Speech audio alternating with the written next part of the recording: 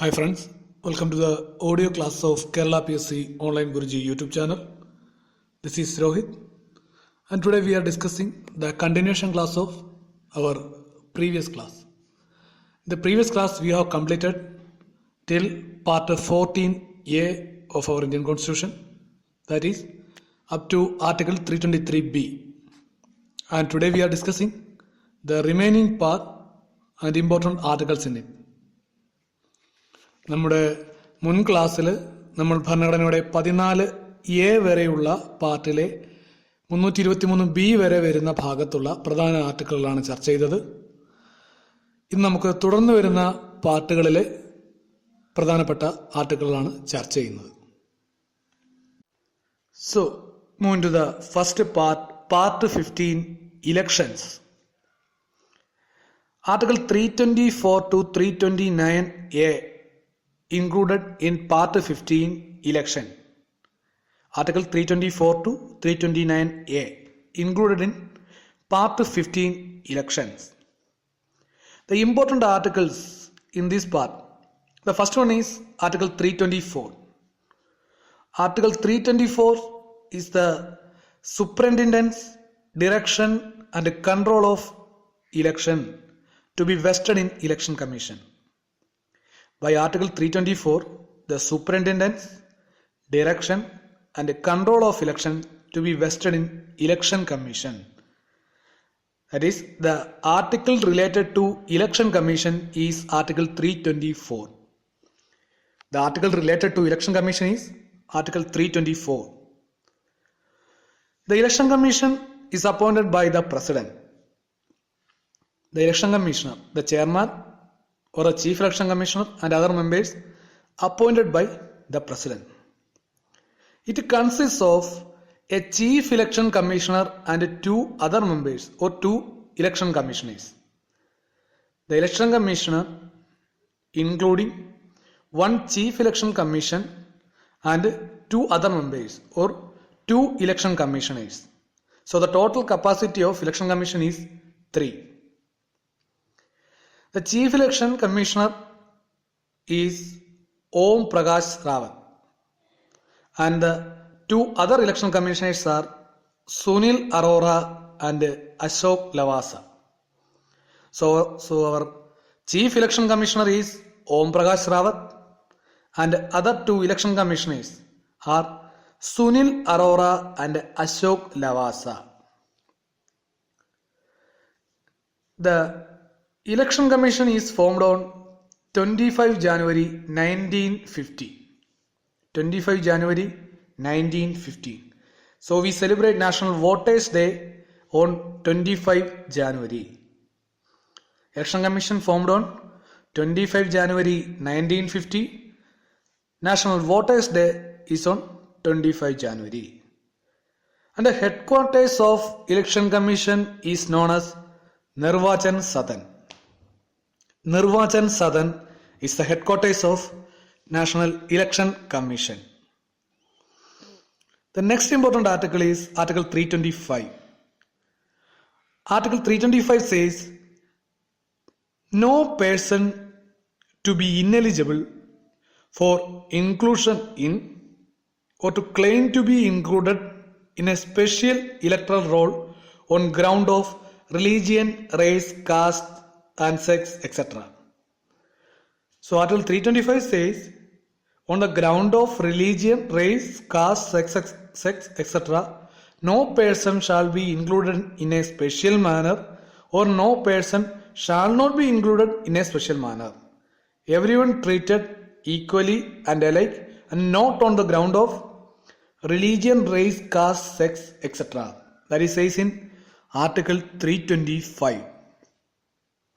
Next important one is Article 326.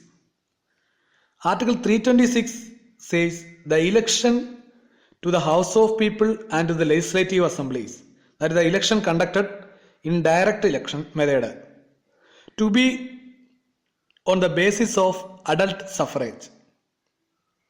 The election to be conducted in the direct election method to be conducted in a style of or on the basis of adult suffrage.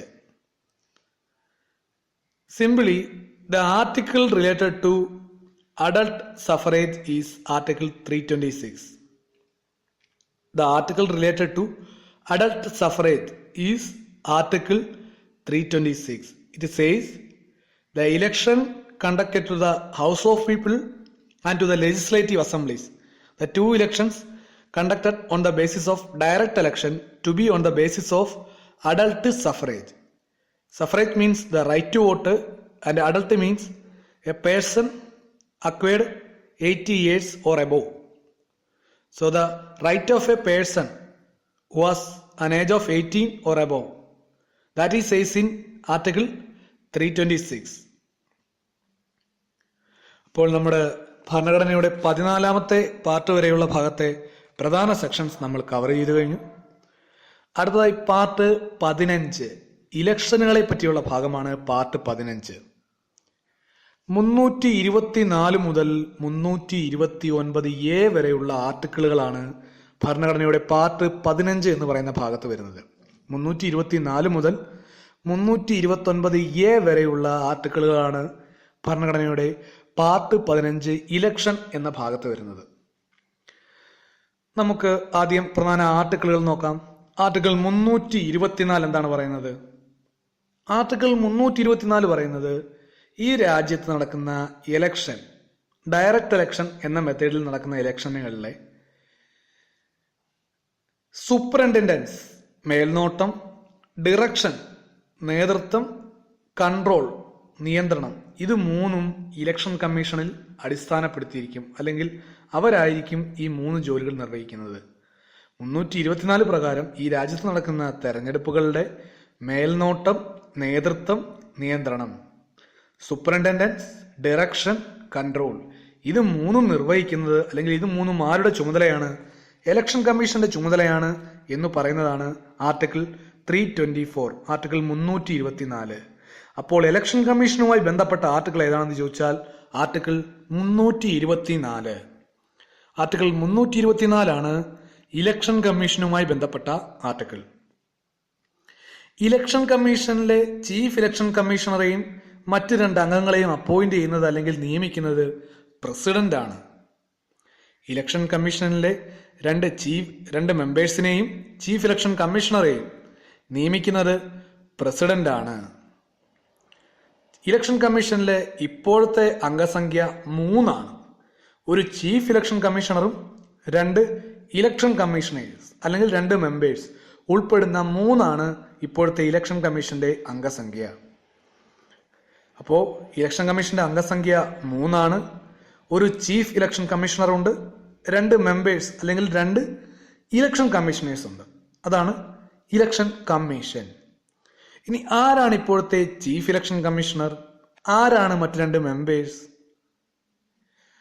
ഓം പ്രകാശ് റാവത്ത് അല്ലെങ്കിൽ OP Rawat ആണ് ഇപ്പോഴത്തെ chief election commissioner. OP Rawat ആണ് ഇപ്പോഴത്തെ chief election commissioner. മറ്റ് 2 members അല്ലെങ്കിൽ election commissioners എന്ന് പറഞ്ഞാൽ സുനിൽ അറോറ, അശോക് ലവാസ. അപ്പോൾ നമ്മുടെ ഇലക്ഷൻ കമ്മീഷനിലെ chief election commissioner Om Prakash Rawat ആണ്. മറ്റ് 2 അംഗങ്ങൾ സുനിൽ അറോറയും അശോക് ലവാസയുമാണ്. Om Prakash Rawat chief election commissioner, Sunil Arora election commissioner, Ashok Lavasa election commissioner. 2 members അല്ലെങ്കിൽ 2 ഇലക്ഷൻ കമ്മീഷണേഴ്സ്, ഒരു ചീഫ് ഇലക്ഷൻ കമ്മീഷണർ. അതാണ് ഇലക്ഷൻ കമ്മീഷൻ. ഇനി ഇലക്ഷൻ കമ്മീഷന്റെ ഹെഡ് ക്വാർട്ടേഴ്സ് എവിടെയാണ്, അല്ലെങ്കിൽ അതിന്റെ പേരെന്താണ്? ഡൽഹിയിലെ നിർവാചൻ സദനാണ് ഇലക്ഷൻ കമ്മീഷന്റെ ആസ്ഥാനം. ഡൽഹിയിലെ നിർവാചൻ സദനാണ് ഇലക്ഷൻ കമ്മീഷന്റെ ആസ്ഥാന മന്ദിരം. 1950 ജനുവരി 25 ഇലക്ഷൻ കമ്മീഷൻ നിലവിൽ വരുന്നത്. 1950 ജനുവരി 25. അതുകൊണ്ട് നമ്മൾ ദേശീയ വോട്ടിംഗ് ദിനം, നാഷണൽ വോട്ടേഴ്സ് ഡേ ആയിട്ട് ആചരിക്കുന്നത് ജനുവരി 25. അപ്പോൾ ഇലക്ഷൻ കമ്മീഷൻ രൂപം കൊണ്ടത് 1950 ജനുവരി 25.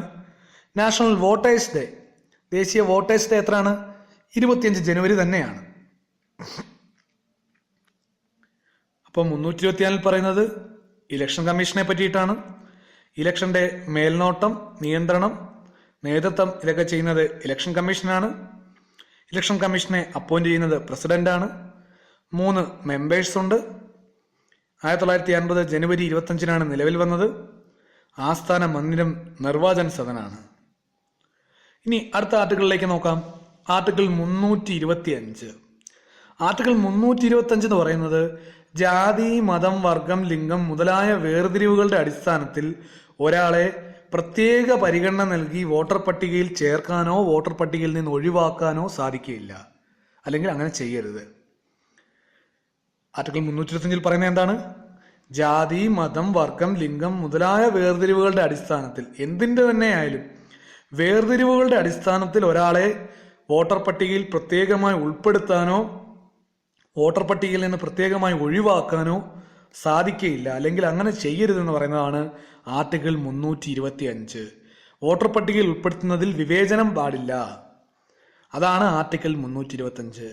ജാതി, മതം എന്തു തന്നെ ആയിക്കോട്ടെ, ഒന്നിന്റെ അടിസ്ഥാനത്തിൽ ഒരാളെ പ്രത്യേക പരിഗണന നൽകി വോട്ടർ പട്ടികയിൽ ചേർക്കാനോ അതിൽ നിന്ന് പുറത്താക്കാനോ സാധിക്കുകയില്ല എന്ന് പറയുന്നതാണ് ആർട്ടിക്കിൾ 325. അടുത്ത ആർട്ടിക്കിളാണ് ആർട്ടിക്കിൾ 326. യൂണിവേഴ്സൽ അഡൾട്ട് ഫ്രാഞ്ചൈസി എന്നുമായിട്ട് ബന്ധപ്പെട്ട ആർട്ടിക്കിളാണ് article 326. Adult suffrage, universal adult franchise എന്ത് തന്നെ പരീക്ഷയ്ക്ക് ചോദിച്ചാലും, യൂണിവേഴ്സൽ അഡൾട്ട് ഫ്രാഞ്ചൈസി ആയിട്ട് ബന്ധപ്പെട്ട ആർട്ടിക്കിൾ ഏതാണെന്ന് ചോദിച്ചാലും അഡൾട്ട് സഫറേജുമായി ബന്ധപ്പെട്ട ആർട്ടിക്കിൾ ഏതാണെന്ന് ചോദിച്ചാലും ഒരേ ഉത്തരം തന്നെയാണ് ആർട്ടിക്കിൾ 326.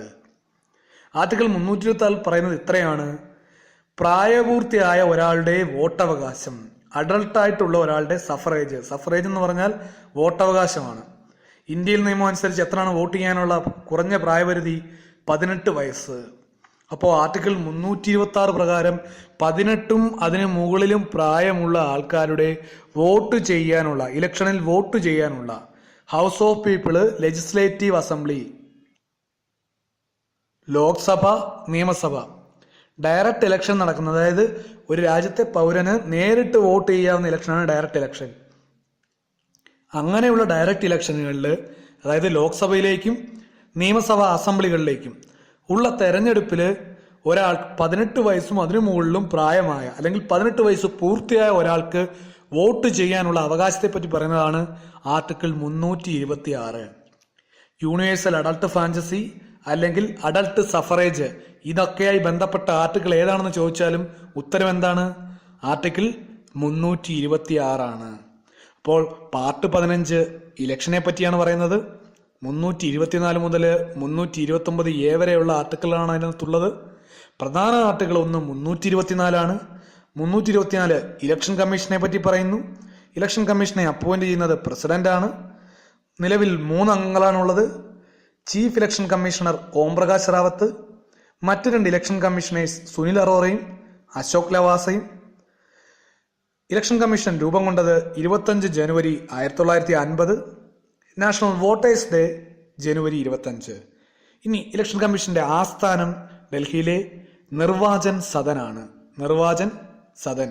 ഇനി ആർട്ടിക്കിൾ 325 എന്നാണ് പറയുന്നത്: ഒന്നിന്റെയും അടിസ്ഥാനത്തിൽ വേർതിരിവ് കാണിച്ച് ഒരാളെ പ്രത്യേകമായി വോട്ടർ പട്ടികയിൽ ഉൾപ്പെടുത്താനോ വോട്ടർ പട്ടികയിൽ നിന്ന് പിൻവലിക്കാൻ അല്ലെങ്കിൽ പുറത്താക്കാനോ സാധിക്കുകയില്ലെന്ന് പറയുന്നതാണ് ആർട്ടിക്കിൾ 325. 326 എന്താണ് പറയുന്നത്? പ്രായപൂർത്തി വോട്ടവകാശം, അഡൾട്ട് സഫറേജ് അല്ലെങ്കിൽ യൂണിവേഴ്സൽ അഡൾട്ട് ഫ്രാഞ്ചൈസി, അതൊക്കെ എന്താണ് പറയുന്നത്? 18 വയസ്സ് പൂർത്തിയായ ഒരാൾക്ക് ഇന്ത്യയിൽ ഡയറക്റ്റ് ഇലക്ഷൻ നടക്കുന്ന ഏത് ഇലക്ഷനിലും വോട്ട് ചെയ്യാൻ സാധിക്കുമെന്ന് പറയുന്നതാണ് article 326. So, moving to the next part, part 16. Part 16 deals with the special provisions relating to certain classes. Special provisions relating to certain classes. The articles included in this part are Article 330 to 342.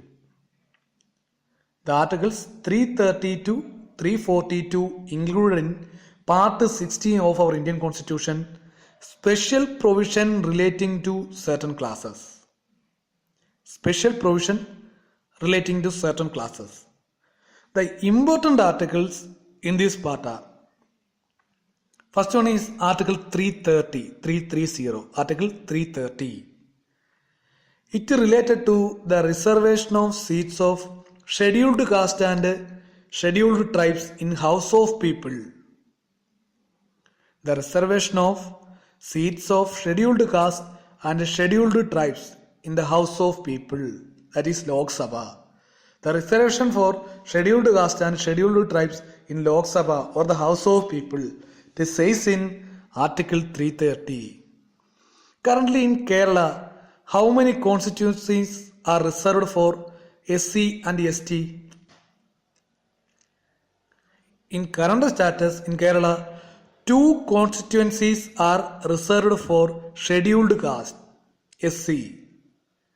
No constituencies are reserved for ST. 2 constituencies that are reserved for SC, scheduled caste. Those 2 constituencies are one Mavelikara, it is currently represented by Kodikundan Suresh, and the second one is Alathur, it is represented by P.K. Biju. So Article 330 says the reservation of scheduled caste and scheduled tribe in the House of People, that is the Lok Sabha. Currently from Kerala, 2 constituencies, that is 2 members to the Lok Sabha from SC reservation, scheduled caste reservation. Those 2 constituencies are, one is Mavelikara represented by Kodikundan Suresh, the second one is Alathur represented by P.K. Biju. Next important article is Article 331. Article 331 says the representation of Anglo-Indians in the House of People nominated by the President. The representation of Anglo-Indian in the House of People nominated by President. That is, if there is not so much adequate representation of Anglo-Indian community in the House of People, then the President nominate 2 people from the Anglo-Indian community directly to the House of People. Who are the current Anglo-Indian representations in the House of People or the Lok Sabha? The 2 members are, the first one is George Becker from Bengal and the second one is Richard Hay from Kerala. The first one is George Becker from Bengal and the second one is Richard Hay from Kerala. So Article 331 says the representation of Anglo-Indians nominated by the President. The 2 members nominated, the current 2 members to the House of People or to the Lok Sabha are, the first one is George Becker from Bengal and the second one is Richard Hay from Kerala. Next important article is Article 338. Article 338 says the National Commission for Scheduled Caste. The National Commission for Scheduled Caste. It established on 2004. It established on 2004. National Commission for Scheduled Caste. It includes a chairperson, a vice chairperson and 3 other members appointed by the President. All the 5 members are appointed by the President. The President appointed all the 5 members to the National Commission for Scheduled Caste.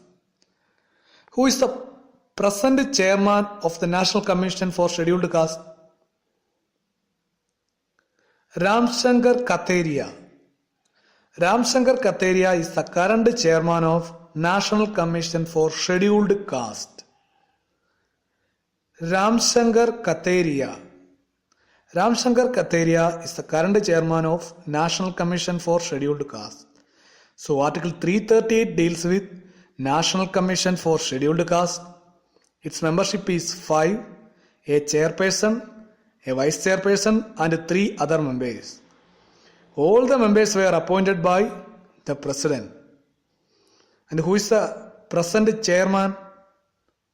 Ramshankar Katheria. Ramshankar Katheria is the present chairman of National Commission for Scheduled Caste. Next important article is Article 339. Article 339 deals with National Commission for Scheduled Tribes. National Commission for Scheduled Tribes. It is also established in 2004. Its construction is a chairperson, a vice chairperson and 3 other members, same as that of National Commission for Scheduled Caste. The appointment is also same as National Commission for Scheduled Caste. These all five members were appointed by the President. So Article 339 deals with National Commission for Scheduled Tribes. The constitution or the membership includes a chairperson, a vice chairperson and 3 other members. And all the 5 members are appointed by the President. The President appointed the members, chairperson and vice chairperson of National Commission for Scheduled Tribe. Who is the present chairman?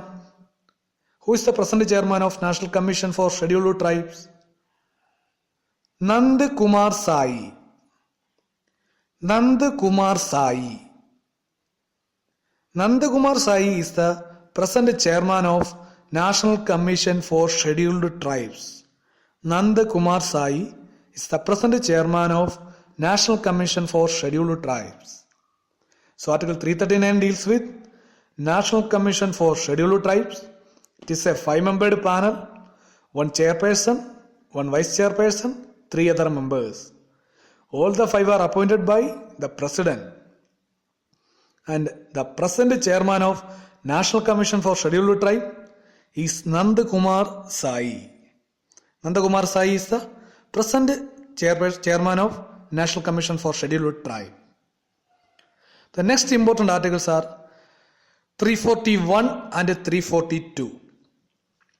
341 deals with Scheduled Caste and 342 deals with Scheduled Tribes. Article 341 deals with Scheduled Caste and Article 342 deals with Scheduled Tribe. The article related to Scheduled Caste is Article 341 and article related to Scheduled Tribe is Article 342. അപ്പോൾ ഭരണഘടനയുടെ part 15 കഴിഞ്ഞ് അടുത്ത ഭാഗമാണ് part 16. Part 16 special provisions relating to certain classes എന്ന ഭാഗമാണ്. Special provisions relating to certain classes എന്ന ഭാഗമാണ്. Article 330 മുതൽ 342 വരെയുള്ള ആർട്ടിക്കിളുകളാണ് ഈ ഭാഗത്ത് ഉൾപ്പെടുന്നത്. Special provisions relating to certain classes, അതാണ് ഭരണഘടനയുടെ പാർട്ട് 16 പറയുന്നത്. ആർട്ടിക്കിൾ 330 മുതൽ 342 വരെയുള്ള ആർട്ടിക്കിളുകളാണ് ഈ ഭാഗത്ത് ഉൾപ്പെടുന്നത്. ഇതിലെ പ്രധാന ആർട്ടിക്കിളുകളാണ്: 1 ആർട്ടിക്കിൾ 330. ആർട്ടിക്കിൾ 330 പറയുന്നത് ലോക്സഭയിലേക്ക്, അതായത് ഹൗസ് ഓഫ് പീപ്പിൾ, അതിലേക്ക് തിരഞ്ഞെടുക്കപ്പെടുന്ന അംഗങ്ങളിൽ SC/ST scheduled caste, scheduled tribe വിഭാഗങ്ങളിൽ നിന്നുള്ള സീറ്റുകളുടെ റിസർവേഷനെ പറ്റിയിട്ടാണ്. അവർക്കായിട്ട് മാറ്റിവെച്ചിരിക്കുന്ന സീറ്റ്, ഷെഡ്യൂൾഡ് കാസ്റ്റ് അല്ലെങ്കിൽ ഷെഡ്യൂൾഡ് ട്രൈബ് വിഭാഗക്കാർക്കായി മാറ്റിവെച്ചിരിക്കുന്ന അല്ലെങ്കിൽ നീക്കി വെച്ചിരിക്കുന്ന സീറ്റുകളെ പറ്റിയിട്ടാണ് ആർട്ടിക്കിൾ 330 പറയുന്നത്. ഹൗസ് ഓഫ് പീപ്പിൾ അഥവാ ലോവർ ഹൗസ് അല്ലെങ്കിൽ ലോക്സഭയിലേക്ക് SC/ST വിഭാഗത്തിൽപ്പെട്ടവർക്കായി റിസർവേഷൻ ചെയ്ത് വെച്ചിരിക്കുന്ന അല്ലെങ്കിൽ മാറ്റി വെച്ചിരിക്കുന്ന സീറ്റുകളെ പറ്റിയുള്ള ആർട്ടിക്കിളാണ് ആർട്ടിക്കിൾ 330. നിലവിൽ കേരളത്തിൽ നിന്ന് റിസർവേഷൻ ചെയ്തിരിക്കുന്ന സീറ്റുകളുടെ എണ്ണം എത്രയാണ്? നിലവിൽ കേരളത്തിൽ SC വിഭാഗത്തിൽ 2 സീറ്റുകളാണ് റിസർവേഷൻ ചെയ്തിരിക്കുന്നത്. ST വിഭാഗത്തിൽ സീറ്റുകളൊന്നും റിസർവ് ചെയ്തിട്ടില്ല. SC വിഭാഗത്തിൽ കേരളത്തിൽ നിന്ന് ഹൗസ് ഓഫ് പീപ്പിൾ അഥവാ ലോക്സഭയിലേക്ക് 2 സീറ്റുകളാണ് റിസർവ് ചെയ്തിരിക്കുന്നത്. 1 മാവേലിക്കര, 2 ആലത്തൂർ. 1 മാവേലിക്കര, 2 ആലത്തൂർ. മാവേലിക്കരയെ ഇപ്പോൾ ലോക്സഭയിൽ ആരാണ് പ്രതിനിധീകരിക്കുന്നത്? കൊടിക്കുന്നിൽ സുരേഷാണ്. ആലത്തൂരിനെ PK ബിജു. അപ്പോൾ ആർട്ടിക്കിൾ 330 പറയുന്നത് ലോക്സഭ അഥവാ ഹൗസ് ഓഫ് പീപ്പിളിലേക്ക് SC അല്ലെങ്കിൽ ST വിഭാഗത്തിൽ നിന്നുള്ളവർക്കായി മാറ്റിവെച്ചിരിക്കുന്ന സീറ്റ്, അവർക്കായി നീക്കി വെച്ചിരിക്കുന്ന സീറ്റുകളെ പറ്റി പറയുന്നതാണ് ആർട്ടിക്കിൾ 330. നിലവിൽ കേരളത്തിൽ SC വിഭാഗത്തിലേക്ക് 2 സീറ്റുകളാണ് റിസർവ് ചെയ്തിരിക്കുന്നത് SC വിഭാഗത്തിലേക്ക്. ST വിഭാഗത്തിൽ നിലവിൽ കേരളത്തിലേക്ക് സീറ്റുകളൊന്നും തന്നെ റിസർവ് ചെയ്തിട്ടില്ല. SC വിഭാഗത്തിലേക്ക് 2 സീറ്റുകൾ റിസർവ് ചെയ്തിട്ടുണ്ട്. അതിലൊന്ന് മാവേലിക്കരയാണ്, മറ്റൊന്ന് ആലത്തൂരാണ്. ഒന്ന് മാവേലിക്കരയാണ്, മറ്റൊന്ന് ആലത്തൂരാണ്. മാവേലിക്കരയെ ലോക്സഭയിൽ പ്രതിനിധീകരിക്കുന്നത് കൊടിക്കുന്നിൽ സുരേഷാണ്. ആലത്തൂരിനെ റെപ്രസെന്റ് ചെയ്യുന്നത് PK ബിജു ആണ്. അപ്പോൾ അതാണ് ആർട്ടിക്കിൾ 330 പറയുന്നത്. ലോക്സഭയിലേക്ക് അല്ലെങ്കിൽ ഹൗസ് ഓഫ് പീപ്പിളിലേക്ക് SC അല്ലെങ്കിൽ ST വിഭാഗത്തിൽ നിന്നുള്ള റിസർവ് ചെയ്തിരിക്കുന്ന സീറ്റുകളെ പറ്റി പറയുന്നതാണ് ആർട്ടിക്കിൾ 330. ഇനി അടുത്ത ഇമ്പോർട്ടൻ്റ് ആർട്ടിക്കിളാണ് ആർട്ടിക്കിൾ 331. ആർട്ടിക്കിൾ 331 പറയുന്നത് ഹൗസ് ഓഫ് പീപ്പിൾ അല്ലെങ്കിൽ ലോക്സഭയിലേക്ക് തന്നെയുള്ള ആംഗ്ലോ ഇന്ത്യൻ പ്രതിനിധികളെ പറ്റിയിട്ടാണ്. പ്രസിഡന്റ് നോമിനേറ്റ് ചെയ്യുന്ന ലോക്സഭയിലേക്കുള്ള ആംഗ്ലോ ഇന്ത്യൻ പ്രതിനിധികളെ പറ്റി പറയുന്നതാണ് ആർട്ടിക്കിൾ 331.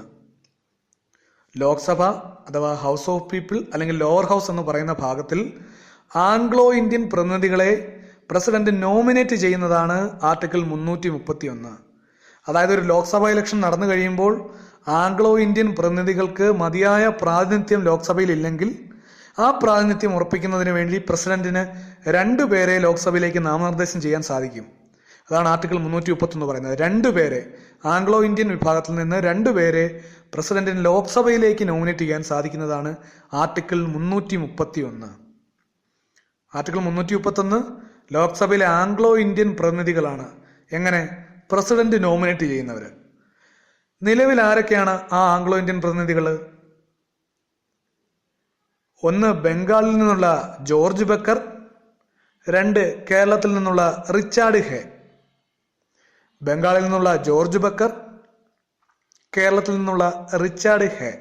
അങ്ങനെ 2 പേരാണ് നിലവിൽ ലോക്സഭയിൽ ആംഗ്ലോ ഇന്ത്യൻ വിഭാഗത്തെ പ്രതിനിധീകരിക്കുന്ന പ്രസിഡന്റിനാൽ നോമിനേറ്റ് ചെയ്യപ്പെട്ടത്.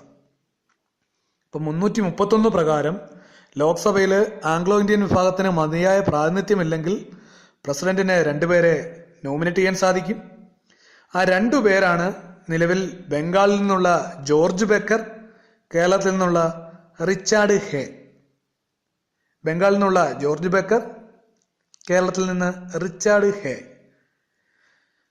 അടുത്ത പ്രധാനപ്പെട്ട ആർട്ടിക്കിളാണ് ആർട്ടിക്കിൾ 338ഉം 339. ആർട്ടിക്കിൾ 338ഉം 339ഉം ഏറെക്കുറെ സാമ്യമുള്ള ആർട്ടിക്കിളാണ്. രണ്ടിനും കോമൺ പോയിന്റ്സ് അല്ലെങ്കിൽ പൊതുവായ പോയിന്റുകളാണ് കൂടുതലുള്ളത്. ആർട്ടിക്കിൾ 338 ഷെഡ്യൂൾഡ് കാസ്റ്റിന് വേണ്ടിയിട്ടുള്ള നാഷണൽ കമ്മീഷനെ പറ്റി പറയുന്നു. National commission for scheduled cast, അതാണ് 338. 339 പറയുന്നത് national commission for scheduled tribe ആണ്. അപ്പൊ 338 national commission for scheduled caste ആണ്. 339 national commission for scheduled tribe ആണ്. രണ്ടും നാഷണൽ കമ്മീഷനാണ്. 338 ഷെഡ്യൂൾഡ് കാസ്റ്റിന് വേണ്ടിയിട്ടുള്ളതാണെങ്കിൽ 339 ഷെഡ്യൂൾഡ് ട്രൈബിന് വേണ്ടിയിട്ടുള്ളതാണ്. ഇനി ഇതിന്റെ മെമ്പർഷിപ്പിനെ പറ്റി നോക്കാം, അല്ലെങ്കിൽ അംഗസംഖ്യയെ പറ്റി നോക്കാം. 5 അംഗങ്ങളാണ് 2 നാഷണൽ കമ്മീഷനിൽ ഉണ്ടാവേണ്ടത്. 5 അംഗങ്ങൾ, ഒരു ചെയർപേഴ്സണ്, ഒരു വൈസ് ചെയർപേഴ്സണ്, പിന്നെ 3 മെമ്പർ. അങ്ങനെ മൊത്തം 5 പേരാണ് 2 നാഷണൽ കമ്മീഷനിലും ഉണ്ടാവേണ്ടത്. 338 പ്രകാരം രൂപപ്പെടുന്ന national commission for scheduled caste ആയാലും 339 പ്രകാരം രൂപപ്പെടുന്ന national commission for scheduled tribe ആയാലും 5 മെമ്പേഴ്സാണ് ഉണ്ടാവേണ്ടത്. ചെയർമാന്, വൈസ് ചെയർമാന്, അല്ലാതെ 3 മെമ്പേഴ്സ്. അങ്ങനെ മൊത്തം 5 പേരാണ് ഉണ്ടാവേണ്ടത്. 2 കമ്മീഷനിലും 5 മെമ്പേഴ്സാണ് പരമാവധി, അല്ലെങ്കിൽ 5 പേർ ചേർന്നാണ് ഈ കമ്മീഷൻ രൂപപ്പെടുന്നത്. ഇനി ഈ 5 പേരിൽ ഒരാൾ സ്ത്രീ ആയിരിക്കണം. ഈ 5 പേരിൽ ഒരാൾ സ്ത്രീ ആയിരിക്കണം. ആരെങ്കിലും ഒരാൾ മിനിമം ഒരു ലേഡി മെമ്പർ ഉണ്ടായിരിക്കണം എന്നുള്ളതാണ് കണ്ടീഷൻ. 338 ആയാലും 339 ആയാലും. ഇപ്പൊ 338 national commission for scheduled caste ആണ്. 339 national commission for scheduled tribe ആണ്. രണ്ടിലും 5 മെമ്പേഴ്സ് ആണുള്ളത്. ഒരു ചെയർമാന്, ഒരു വൈസ് ചെയർമാന്, പിന്നീട് 3 മെമ്പേഴ്സ്. അങ്ങനെ മൊത്തം 3 2 5 മെമ്പേഴ്സാണ് ഉണ്ടാകുന്നത്. ഇനി ഇതിൽ ഒരാൾ സ്ത്രീ ആയിരിക്കണം, മിനിമം ഒരാൾ സ്ത്രീ ആയിരിക്കണം. ഇനി അപ്പോയിന്റ്മെന്റ്, 2 കമ്മീഷനെയും അപ്പോയിന്റ് ചെയ്യുന്നത് പ്രസിഡന്റ് തന്നെയാണ്. പ്രസിഡന്റ് തന്നെയാണ് 2 കമ്മീഷനെയും അപ്പോയിന്റ് ചെയ്യുന്നത്. National commission for scheduled caste ആയാലും national commission for scheduled tribe ആയാലും അപ്പോയിന്റ് ചെയ്യുന്നത് പ്രസിഡന്റ് തന്നെയാണ് എല്ലാ മെമ്പേഴ്സിനെയും. ഇനി ആരാണ് ഇപ്പോഴത്തെ നാഷണൽ കമ്മീഷൻ ഫോർ ഷെഡ്യൂൾഡ് കാസ്റ്റിന്റെ ചെയർമാൻ? രാംശങ്കർ കത്തേരിയയാണ് ഇപ്പോഴത്തെ നാഷണൽ കമ്മീഷൻ ഫോർ ഷെഡ്യൂൾഡ് കാസ്റ്റിന്റെ chairman. The chairman of national commission for scheduled caste Ramshankar കത്തേരിയയാണ്. National commission for scheduled caste chairman Ramshankar കത്തേരിയ. ഇനി ഷെഡ്യൂൾഡ് ട്രൈബിന്റെ നാഷണൽ കമ്മീഷന്റെ ചെയർമാൻ ആരാണ്? നാഷണൽ കമ്മീഷൻ ഫോർ ഷെഡ്യൂൾഡ് ട്രൈബിന്റെ ചെയർമാൻ നന്ദകുമാർ സായി. നന്ദകുമാർ സായി ആണ് നാഷണൽ കമ്മീഷൻ ഫോർ ഷെഡ്യൂൾഡ് ട്രൈബിന്റെ chairman. അപ്പോൾ ആർട്ടിക്കിൾ 338 339 ഓരോ നാഷണൽ കമ്മീഷനെ പറ്റി പറയുന്നതാണ്. ഈ രണ്ട് നാഷണൽ കമ്മീഷനും 2004 രൂപം കൊണ്ടതാണ്. അതാണ് പ്രധാന പോയിന്റ്. രണ്ട് നാഷണൽ കമ്മീഷനും 2004 രൂപം കൊള്ളുന്നത്. 338 പ്രകാരം national commission for scheduled cast വന്നു 2004. 339 ആർട്ടിക്കിള് 2004 രൂപം കൊണ്ട national commission for scheduled tribes ആണ്. ഇനി ഷെഡ്യൂൾഡ് കാസ്റ്റിനും ഷെഡ്യൂൾഡ് ട്രൈബിനും ഒരേപോലെയാണ് കാര്യങ്ങൾ. രണ്ടിനും 5 മെമ്പേഴ്സാണ് ഉള്ളത്. ഒരു ചെയർമാന്, ഒരു വൈസ് ചെയർമാന്, 3 മെമ്പേഴ്സ്. അതിലൊരാൾ സ്ത്രീ ആയിരിക്കണം. ഇനി 5 പേരെയും അപ്പോയിന്റ് ചെയ്യുന്നത് പ്രസിഡന്റ് ആണ്. ഇനി ഏറ്റവും പുതിയ ലേറ്റസ്റ്റ് ആയിട്ടുള്ള ചെയർമാൻമാർ ആരൊക്കെയാണ്? നാഷണൽ കമ്മീഷൻ ഫോർ ഷെഡ്യൂൾഡ് കാസ്റ്റിന്റെ ചെയർമാൻ രാംശങ്കർ കത്തേരിയാണ്. നാഷണൽ കമ്മീഷൻ ഫോർ ഷെഡ്യൂൾഡ് ട്രൈബിന്റെ ചെയർമാൻ നന്ദകുമാർ സായി ആണ്. അതെയാണ് ആർട്ടിക്കിൾ 338, ആർട്ടിക്കിൾ 339. ഇനി അടുത്ത 2 പ്രധാനപ്പെട്ട ആർട്ടിക്കിൾ നോക്കാം. Article 341 article 342. Article 341 scheduled caste എന്താണെന്നും ആർട്ടിക്കിൾ 342 ഷെഡ്യൂൾഡ് ട്രൈബ് എന്താണെന്നും പറയുന്നു. അപ്പോൾ ഷെഡ്യൂൾഡ് കാസ്റ്റുമായി ബന്ധപ്പെട്ട ആർട്ടിക്കിൾ ഏതാണെന്ന് ചോദിച്ചാൽ ആർട്ടിക്കിൾ 341. ഷെഡ്യൂൾഡ് ട്രൈബുമായി ബന്ധപ്പെട്ട ആർട്ടിക്കിൾ ഏതാണെന്ന് ചോദിച്ചാൽ ആർട്ടിക്കിൾ 342. ഇപ്പം 341 ഷെഡ്യൂൾഡ് കാസ്റ്റുമായി ബന്ധപ്പെട്ടതാണ്. 342 ഷെഡ്യൂൾഡ് ട്രൈബുമായി ബന്ധപ്പെട്ടതാണ്. അപ്പോൾ പാർട്ട് 16 ഭരണഘടനയുടെ പാർട്ട് 16 ഭാഗത്ത് ആർട്ടിക്കിൾ 330 മുതൽ 342 വരെയുള്ള ഭാഗത്ത് നമ്മൾ എന്തിനെ പറ്റിയാണ് പറയുന്നത്? Special provision relating to certain classes ആണ്. സ്പെഷ്യൽ പ്രൊവിഷൻസ് അല്ലെ പ്രധാനപ്പെട്ട ആർട്ടിക്കിളാണ്. ഒന്ന് ആർട്ടിക്കിൾ 330. ആർട്ടിക്കിൾ 330 പറയുന്നത് ലോക്സഭ അഥവാ ഹൗസ് ഓഫ് പീപ്പിളിലേക്ക് ഷെഡ്യൂൾഡ് കാസ്റ്റ് അല്ലെങ്കിൽ ഷെഡ്യൂൾഡ് ട്രൈബ് വിഭാഗത്തിലേക്കുള്ള കോൺസ്റ്റിറ്റ്യുവൻസിയുടെ റിസർവേഷനെ പറ്റിയിട്ടാണ്. ലോക്സഭാ മണ്ഡലങ്ങളുടെ റിസർവേഷനെ പറ്റിയിട്ടാണ് പറയുന്നത്. ആർട്ടിക്കിൾ 330 കേരളത്തിൽ നിന്നും ഷെഡ്യൂൾഡ് കാസ്റ്റ് വിഭാഗത്തിൽ 2 സീറ്റുകൾ റിസർവ് ചെയ്തിട്ടുണ്ട്. ഒന്ന് മാവേലിക്കര ഇപ്പോഴത്തെ MP കൊടുക്കുന്നത് സുരേഷാണ്. 2 ആലത്തൂര് ഇപ്പോഴത്തെ MP PK ബിജു ആണ്. ഇനി 331 എന്താണ് പറയുന്നത്? ലോക്സഭയിലേക്ക് പ്രസിഡന്റ് നാമനിർദ്ദേശം ചെയ്യുന്ന ആംഗ്ലോ ഇന്ത്യൻസിനെ പറ്റി പറയുന്നതാണ് ആർട്ടിക്കിൾ 331. 2 പേരെ നോമിനേറ്റ് ചെയ്യാം. ആ 2 പേര് ഇപ്പോൾ ബംഗാളിൽ നിന്നുള്ള ജോർജ് ബക്കറും കേരളത്തിൽ നിന്നുള്ള റിച്ചാർഡ് ഹേയുമാണ്. ബംഗാളിൽ നിന്നുള്ള ജോർജ് ബക്കർ, കേരളത്തിൽ നിന്നുള്ള റിച്ചാർഡ് ഹേ. ഇനി 338 എന്താണ് പറയുന്നത്? 338ഉം 339ഉം 2004 രൂപം കൊണ്ട ഓരോ കമ്മീഷനുകളാണ്. 338 national commission for scheduled caste ആണ്. അതിന് 5 മെമ്പേഴ്സ് ഉണ്ട്. ചെയർമാന്, വൈസ് ചെയർമാന് 3 മെമ്പേഴ്സ്. അപ്പോയിന്റ് ചെയ്യുന്നത് പ്രസിഡന്റ് ആണ്. ഇപ്പോഴത്തെ ചെയർമാൻ രാംശങ്കർ കത്തേരിയാണ്. Ramshankar Katheria. 339 national commission for scheduled tribes ആണ്. അതിനും ഒരു ചെയർമാന്, ഒരു വൈസ് ചെയർമാന് 3 മെമ്പേഴ്സ് ആണുള്ളത്. ഒരു ലേഡി മെമ്പറെങ്കിലും ഉണ്ടായിരിക്കണം. അപ്പോയിന്റ് ചെയ്യുന്നത് പ്രസിഡന്റ് ആണ്. ഇപ്പോഴത്തെ ചെയർമാൻ ആരാണ്? നന്ദകുമാർ സായി. നന്ദകുമാർ സായി ആണ് ഇപ്പോഴത്തെ നാഷണൽ കമ്മീഷൻ ഫോർ ഷെഡ്യൂൾഡ് ട്രൈബിന്റെ ചെയർമാൻ. പിന്നെ അടുത്ത് വരുന്ന 2 ആർട്ടിക്കിളാണ് 341 342. 341 ഷെഡ്യൂൾഡ് കാസ്റ്റിനെ പറ്റി പറയുന്നു. 342 ഷെഡ്യൂൾഡ് ട്രൈബിനെ പറ്റി പറയുന്നു. 341 ഷെഡ്യൂൾഡ് കാസ്റ്റിനെ പറ്റി പറയുന്നു. 342 ഷെഡ്യൂൾഡ് ട്രൈബിനെ പറ്റി പറയുന്നു. So friends, this is all about the important articles included in part 16. Today we have discussed the important articles included in part 15 election and part 16 special provision relating to certain classes. The remaining important parts and important articles we will discuss in our next session. നമ്മളപ്പോൾ ഇന്ന് discuss ചെയ്തത് part 15 election എന്ന് പറയുന്ന ഭാഗത്തെയും part 16 special provisions relating to certain classes എന്ന ഭാഗത്തെയും പ്രധാന ആർട്ടിക്കിളുകളാണ്. തുടർന്ന് വരുന്ന ഭാഗത്തെ പ്രധാനപ്പെട്ട ആർട്ടിക്കിളെ പറ്റി